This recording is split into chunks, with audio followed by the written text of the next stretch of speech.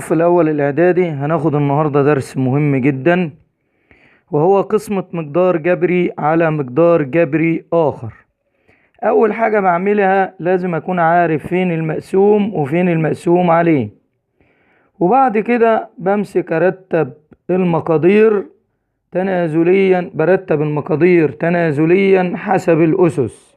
أرتب المقدار تنازلي حسب الأسس. يبقى بنرتب المقدار تنازليا حسب الأسس.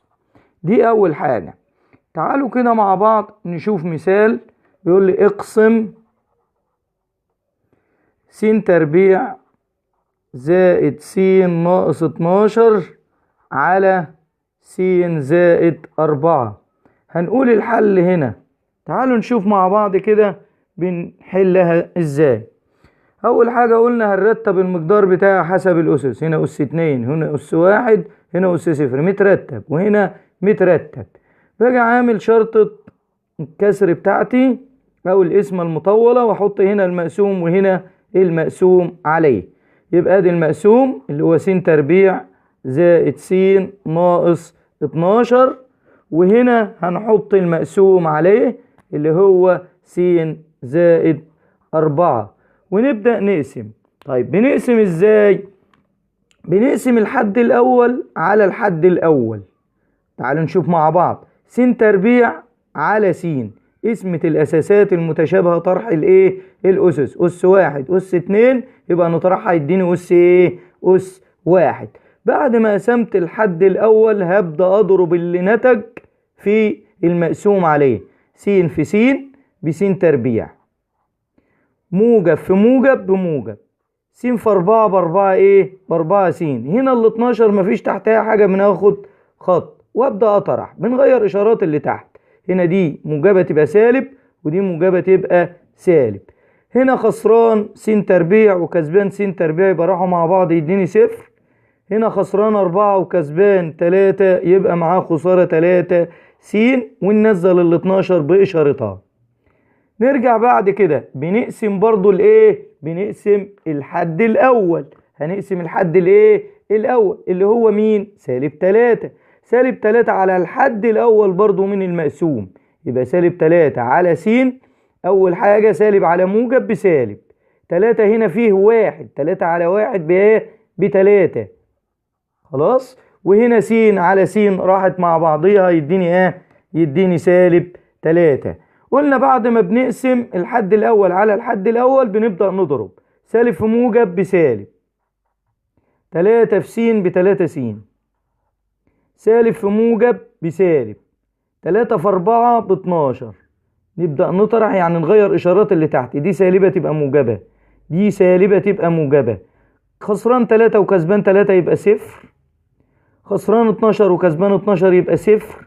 يبقى هنا المسألة صفرت، يبقى الناتج النهائي س ناقص 3. هقول له إذن خارج القسمة هيساوي س ناقص 3. لو جيت ضربت س ناقص 3 في س زائد 4 هيديني المقدار ده. يبقى إذن المسألة بتاعتي مالها؟ المسألة بتاعتي صح. تعالوا نشوف مع بعض مثال آخر.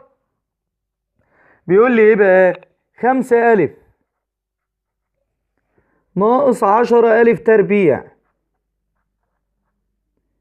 زائد 6 ألف أس 3 زائد 3 على 3 زائد 2 ألف تربيع ناقص 4 ألف. هنقول الحل. قلنا أول حاجة هنعملها هنرتب المقدار تنازليا حسب الأسس. نبدأ بالمقسوم. هنبدأ بأكبر حاجة اللي هي تنازلي، يبقى 6 ألف أس 3. ندور على ألف أس 2، يبقى سالب 10 ألف أس 2. بعد كده الألف موجب 5 ألف. آخر حاجة الحد المطلق اللي هو مين؟ 3. وادي شرطة الكسر بتاعتي. نيجي نرتب المقسوم عليه، يبقى 2 ألف تربيع ناقص 4 ألف زائد الحد المطلق اللي هو 3. نبدأ نقسم. بنقسم ازاي؟ قلنا الحد الأول على الحد الأول. 6 على الاتنين فيها، سامع حد بيقول لي 3، وألف أس 3 على ألف أس 2 اسمة الأساسات المتشابهة بطرح الأسس، يعني 2 من 3 يديني إيه؟ 1 ألف. خلصت من اسمة الحد الأول على الحد الأول، أضرب الناتج في المقسوم عليه كله. 3 في 2 ب6، ألف في ألف تربيع بألف تكعيب، موجب في سالب بسالب، 3 في 4 ب12، ألف في ألف بألف تربيع، موجب في موجب بموجب، 3 في 3 ب9، 9 ايه؟ ألف، والتلاتة دي مفيش تحتها حاجة، فبنشد خط. هغير الإشارات بتاعتي، السالب موجب والموجب سالب، هنا ال6 بالموجب تبقى سالب، سالب 12 يبقى موجب 12، موجب 9 يبقى سالب 9، ونبدأ نحل أو نطرح. 6 من 6 صفر، كسبان 12 وخسران 10 يبقى معاه 3 ألف تربيع، يبقى معاه 2 ألف تربيع، كسبان 12 وخسران 10 يبقى معاه 2 ألف تربيع، خسران 9 وكسبان 5 يبقى معاه 4 ألف، وهنا موجب 3 تنزل زي ما هي. نبدأ نقسم الحد الأول اللي هو الاتنين على الحد الأول، أول موجب على موجب بموجب، 2 على الاتنين فيها الواحد، ألف تربيع على ألف تربيع راحت مع بعضيها.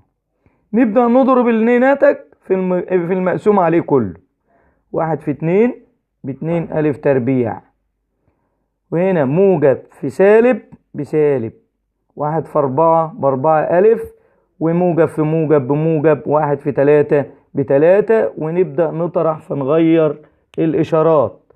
هنا أغير إشارة الموجب يبقى سالب والسالب يبقى موجب.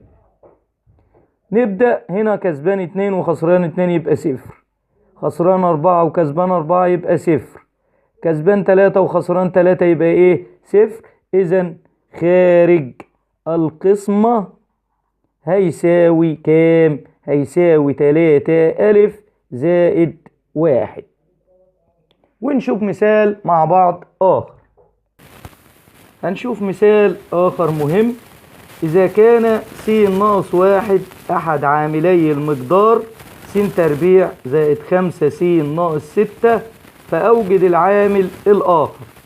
هنا س ناقص 1 أحد عاملي المقدار ده، يبقى همسك المقدار اللي عطوهوني واقسمه على العامل يديني العامل الآخر. يبقى هنشتغل عملية قسمة مطولة.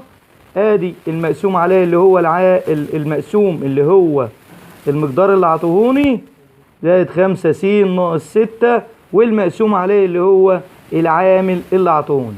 وقلنا بنقسم ازاي؟ بمسك الحد الاول واقسمه على الحد الاول، يبقى س تربيع على س هتديني قسمة الاساسات المتشابهة طرح الاسس، يبقى 1 من 2 يديني س. بعد كده امسك اللي انا طلعته الناتج واضربه في المقسوم عليه كله واحطه تحت المقسوم.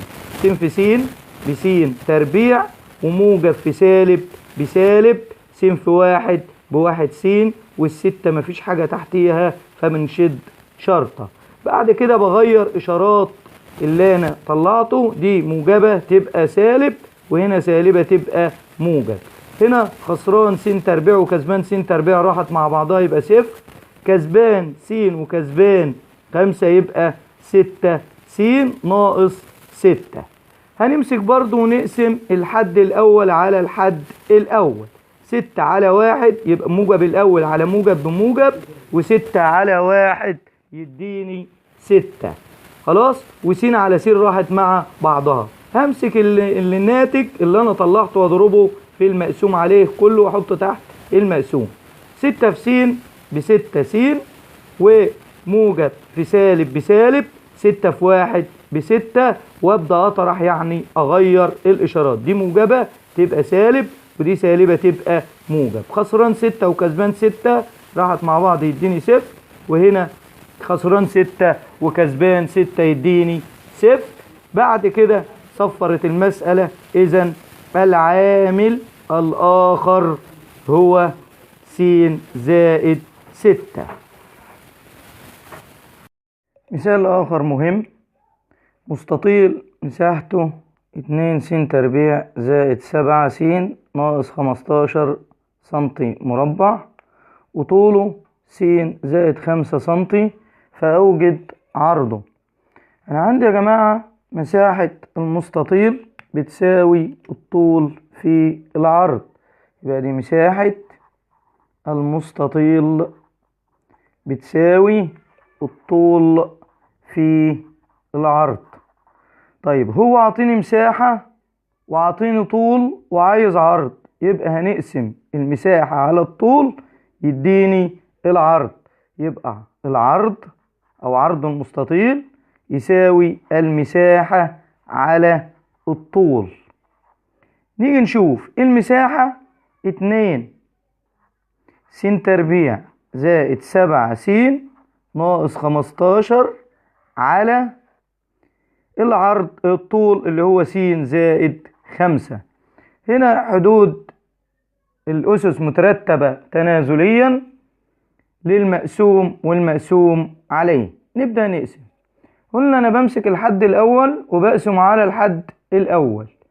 2 على الواحد بكام؟ ب2، وس تربيع على س اسمة الأساسات المتشابهة طرح الأسس. هنا في واحد يطرح من الاتنين يديني الايه؟ السين.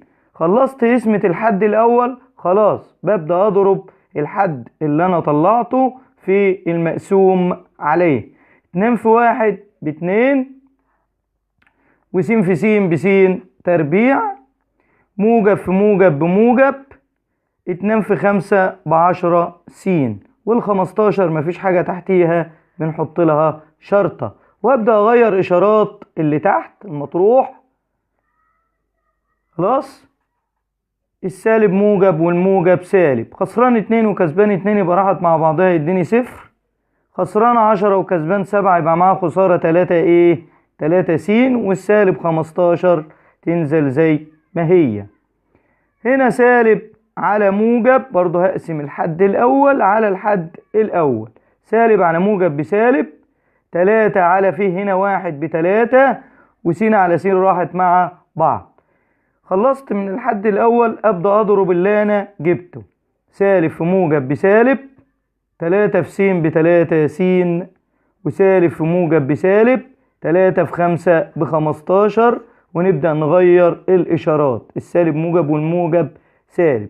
هنا سالب 3 موجب 3 راحت مع بعض يديني 0، هنا سالب 15 موجب 15 راحت مع بعض يديني 0. إذا خارج القسمة اللي هو 2 س ناقص 3، يبقى إذا العرض هيساوي 2 س ناقص 3 ناقص إيه؟ 3 سنتي.